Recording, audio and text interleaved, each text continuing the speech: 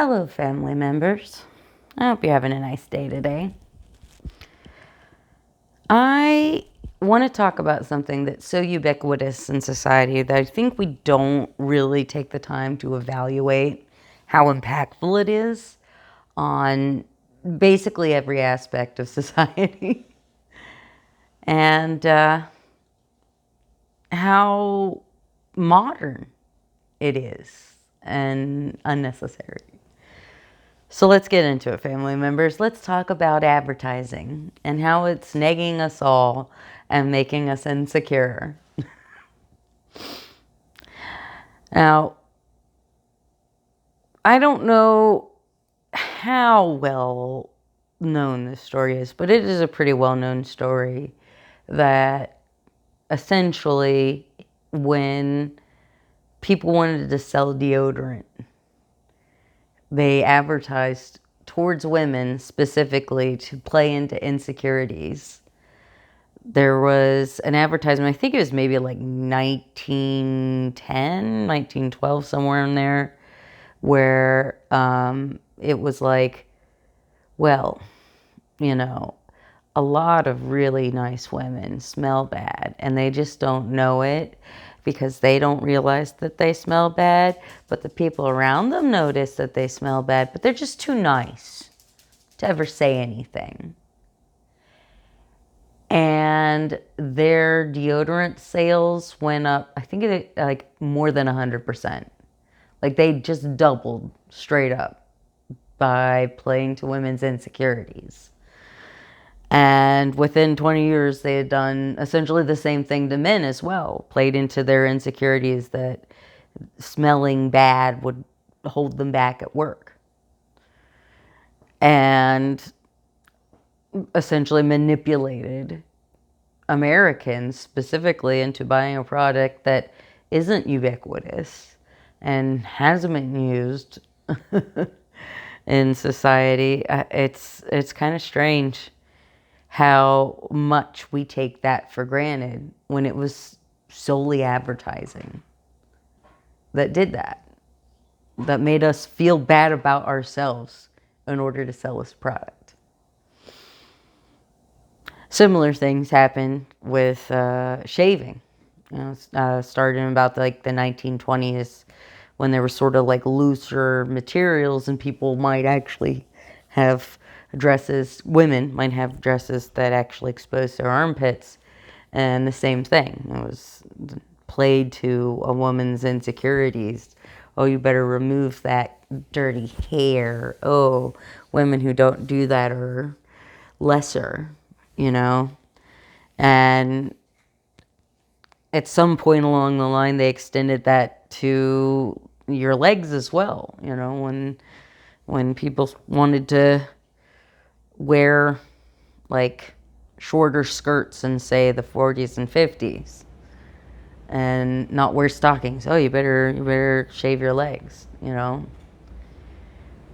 And I think about how much money women waste every year on shaving or waxing or using hair removal creams or whatever. And we don't need to, but advertising is there to make us feel bad about ourselves if we don't.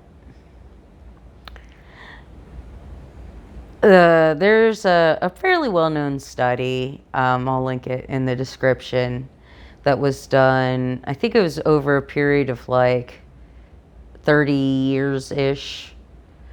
I think based primarily in Europe. And what they studied was what the percentage of GDP advertising was and what people's overall happiness was. And they found an inverse relationship. The more advertising that was spent, advertising money spent, the less happier society was.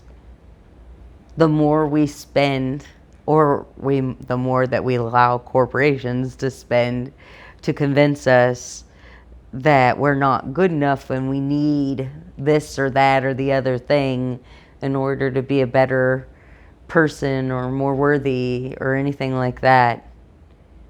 It's just a waste.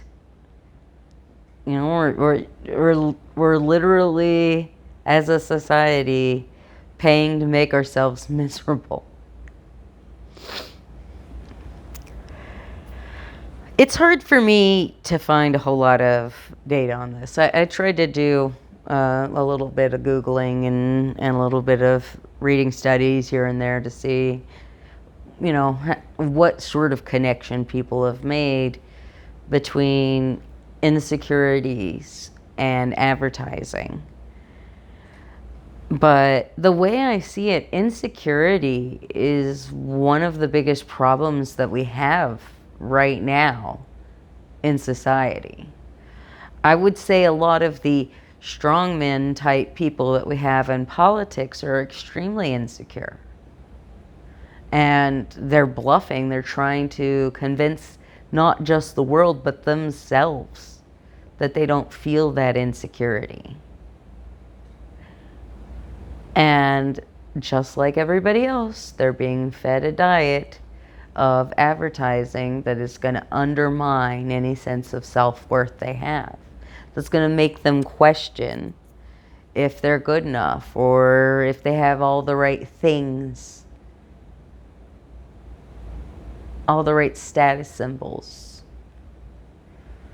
if they can provide for their family like a real man and all of that.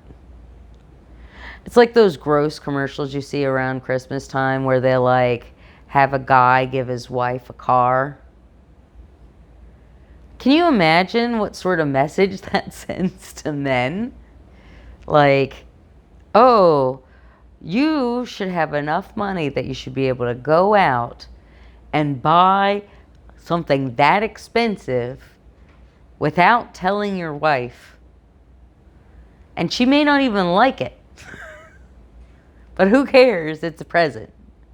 That's I mean, you have to be pretty rich to just go out and buy a nice and they're always luxury cars too, right? They're always nice high-end cars. And I think that men get too much of that messaging already, that it's their place to provide for their family, and if their family doesn't have all of the nice things, then that speaks poorly of them.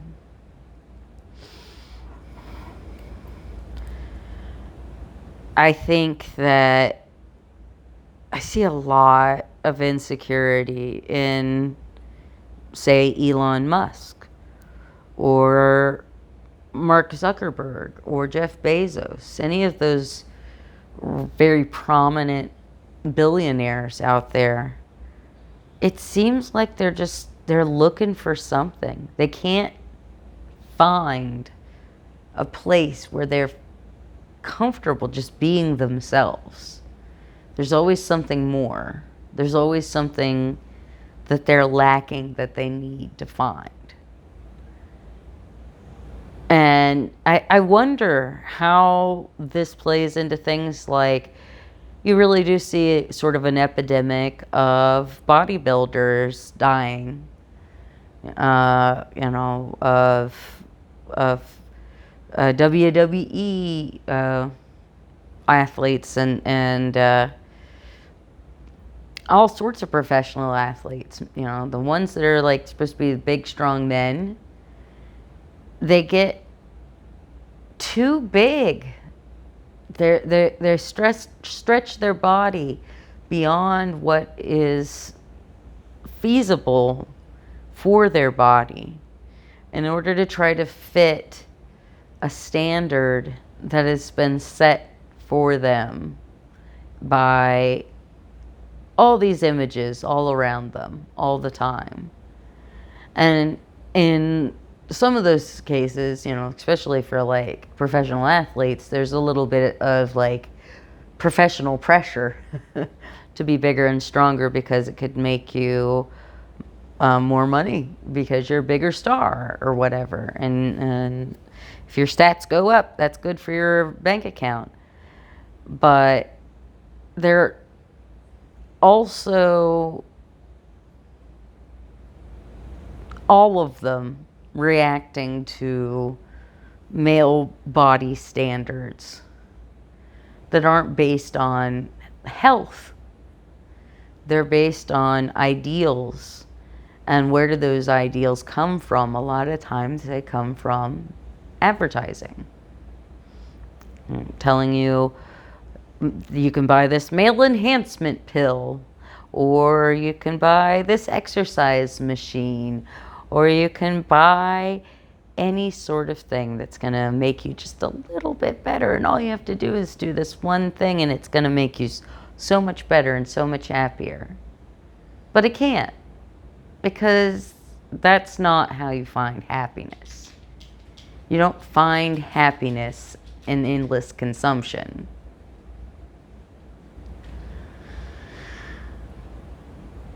I really honestly question if we need to find some way to kind of disallow advertisement.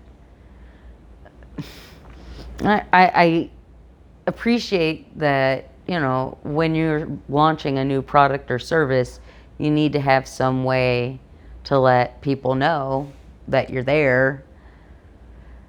But maybe we need to have more limits on how much advertising we see. I was reading a study that indicated that like 48% of men are insecure about their bodies. And like a ridiculous amount, like maybe even 10%, as many as 10% had like deliberately self-harmed because of their body. And I'm just like, wow, think about how much we expect men to conform to a certain look. They don't have any control over their hairline, but the way that we look at people really changes. You don't see people with receding hairlines in advertisements. You don't see people who look like me in advertisements, overweight people. In advertisements, everybody is more or less perfect. And we keep being shown this world over and over in advertising where people like me don't exist. And if you don't have a strong sense of yourself, how are you going to resist that? Another study that I read was concerned with how advertising affects children. I mean, it encourages unhealthy eating habits. We know that. They love to sell junk food to kids. And it encourages, this consumption mindset. I remember my friend had a little boy, and his birthday was coming up, and he was just obsessed with this particular toy. He talked about it all the time. He could not wait to get it. And he never played with it once he got it. He just saw the advertising for it, and it sounded cool. And that was all he wanted in his little heart, was to have the thing that sounded cool. And he got it, and it didn't satisfy what he was looking for. It left him more empty. And I wonder what lesson he took from that. He's a young man now, and from what I hear, reasonably upstanding citizen. So, oh gosh, though, just like from the time that we're little kids, we are told there's things that you should want, that you should yearn for, that you need to constantly be grinding to get. And that if you happen to have bad breath, because of a medical condition, that you should be ashamed of yourself. That if you happen to have dandruff because of a medical condition, that's an easy problem. You should be able to fix it.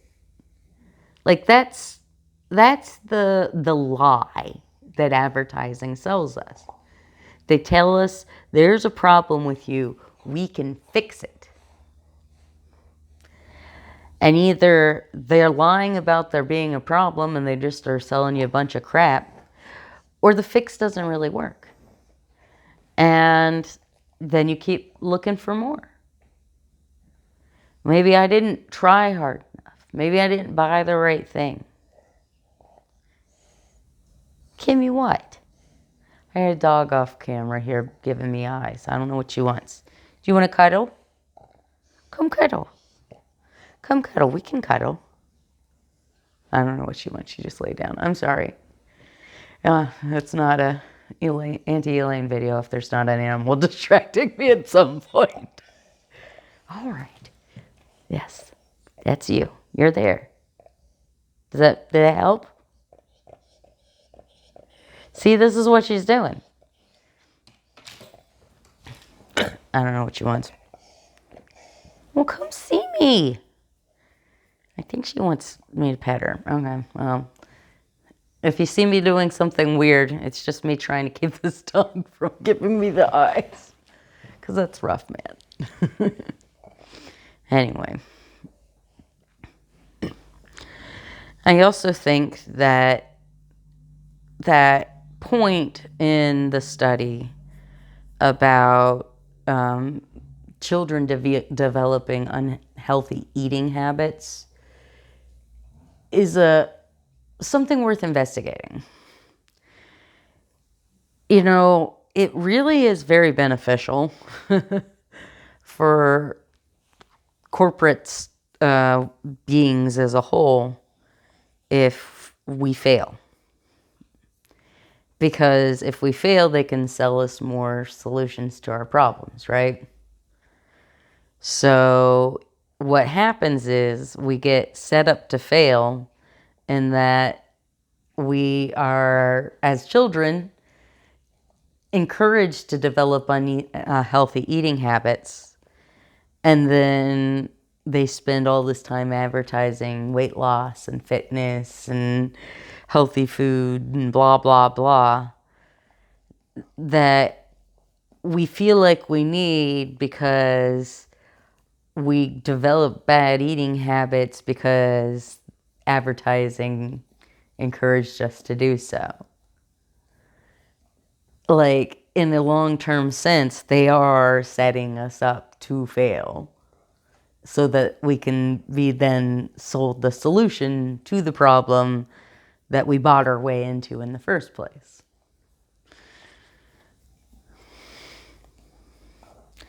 You know, you're not really going to make a whole lot of money on produce.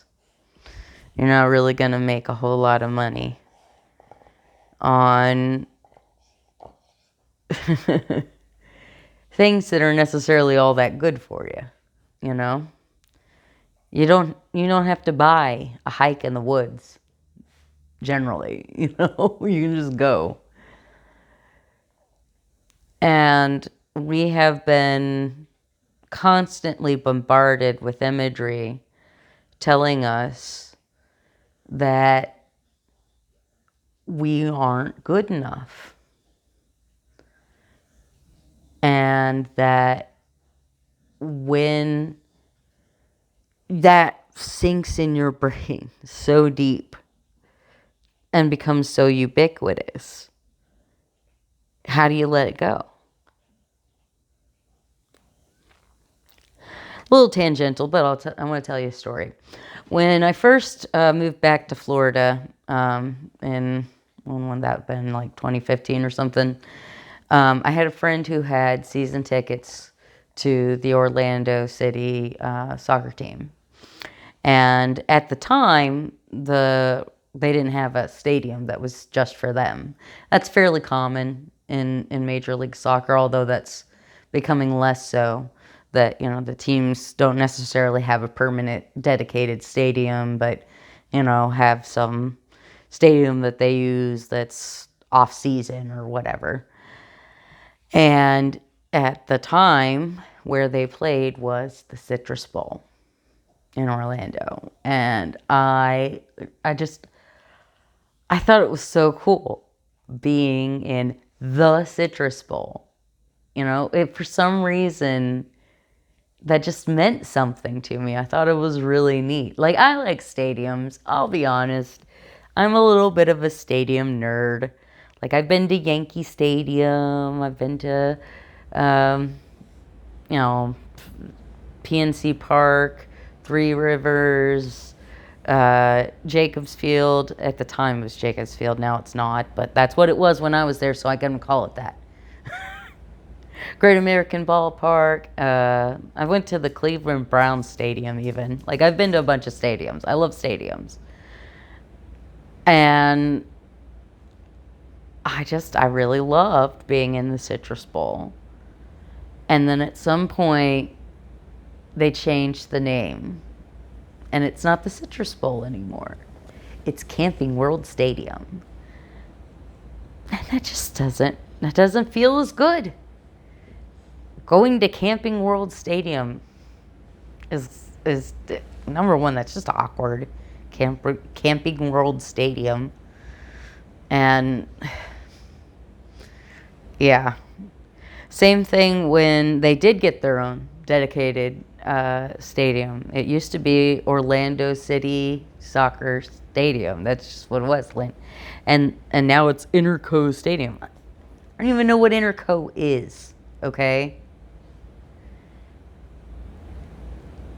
It's everywhere. There's advertising literally everywhere. It's integrated in almost everything we do.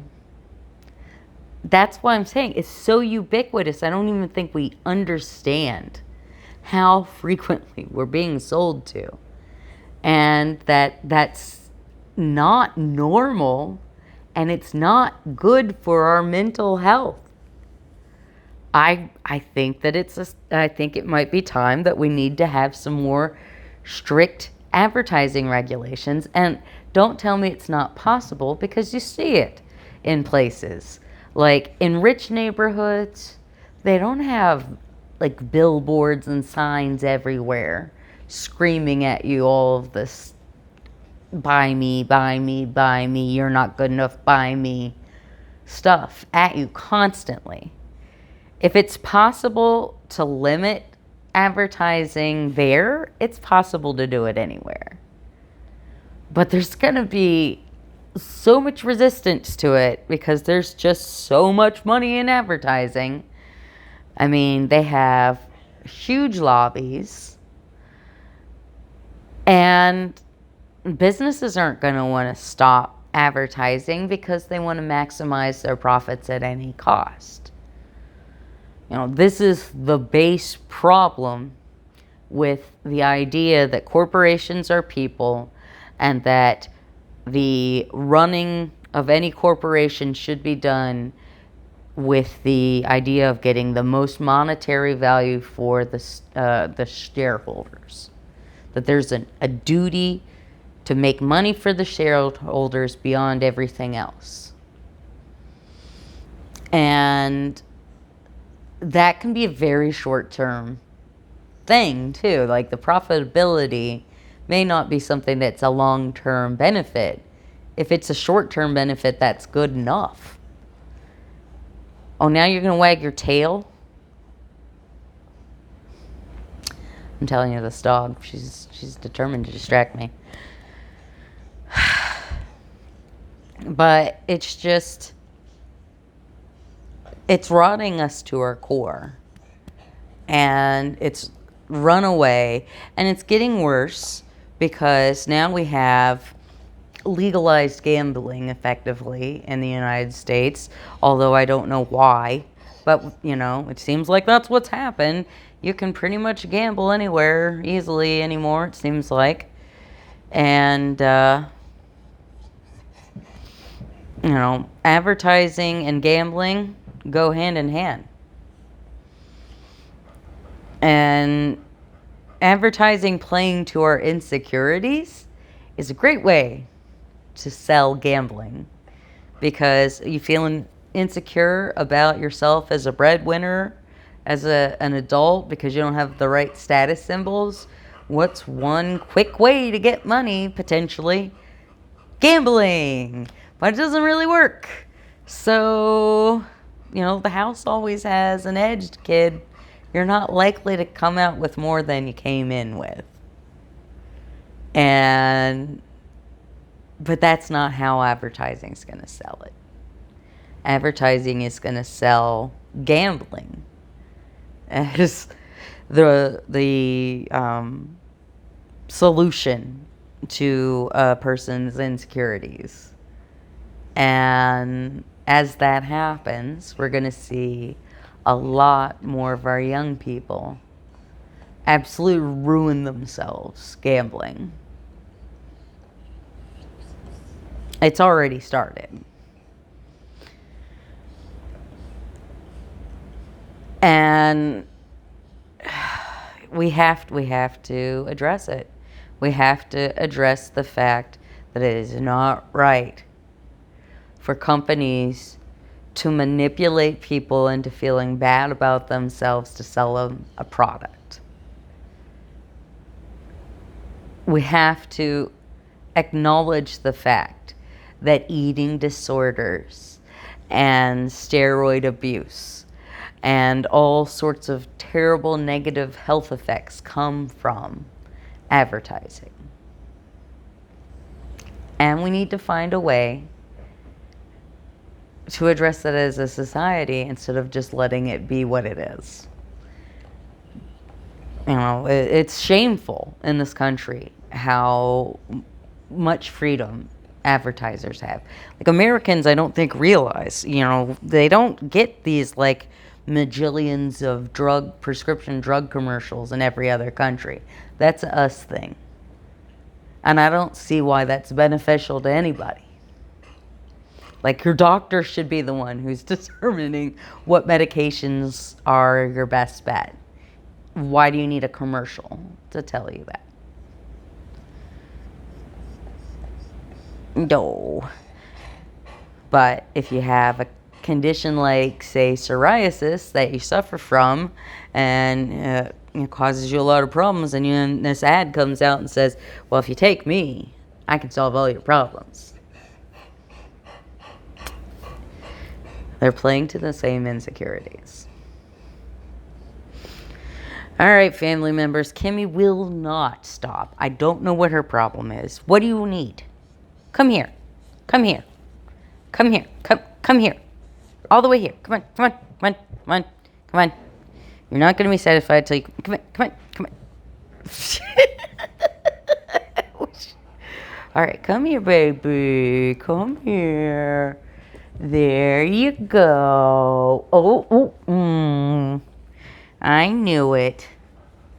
This is what she needed. But she was too lazy to get up and move so she could get the cuddle she wanted. All right, family members. I guess I'll let you go. I got a dog to cuddle here. So take care of yourself. You're awesome. You don't need to buy anything. You're good enough without anything more than what you have right now. I promise you. You're good enough. All right. Take care of yourself, family members. We love you. Bye. Oh, gosh. No.